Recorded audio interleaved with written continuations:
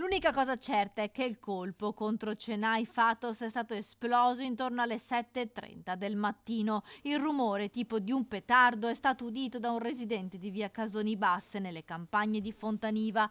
L'arma e il movente però restano al momento sconosciuti. Nessun bossolo è stato ritrovato a terra e il 58enne albanese è incensurato. Una vita tranquilla qui in Italia da circa 3 anni. Le indagini dei carabinieri non escludono nulla, da un regolamento di conti ad un'esecuzione ad uno sparo accidentale, anche se il colpo sembra aver centrato l'obiettivo con precisione.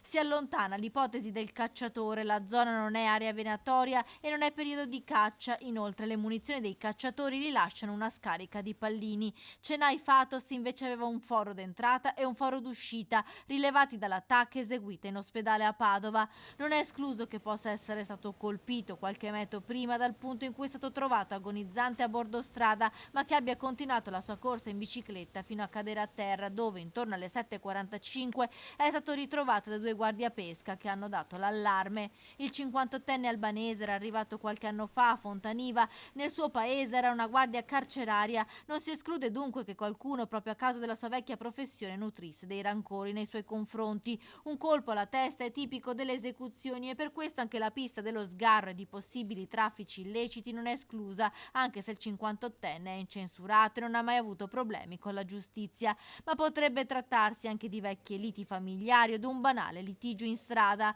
Chennai Fatos domenica stava andando con la sua bicicletta a tre ruote, molto riconoscibile, alla fattoria di Indo, poco lontano dal luogo in cui è stato colpito. Lì si prendeva cura dei cavalli, nessuno vuole parlare, ma tutti lo conoscevano come un uomo tranquillo, amante della natura. Si scava sulla sua vita, nelle sue vecchie amicizie, setacciando movimenti bancari, telefoni e dispositivi sono stati sequestrati. I carabinieri stanno vagliando le telecamere della zona. Non è escluso che chi abbia sparato possa essere fuggito in macchina, magari con un complice, o dileguandosi a piedi nella vegetazione della campagna. La caccia all'uomo continua senza sosta.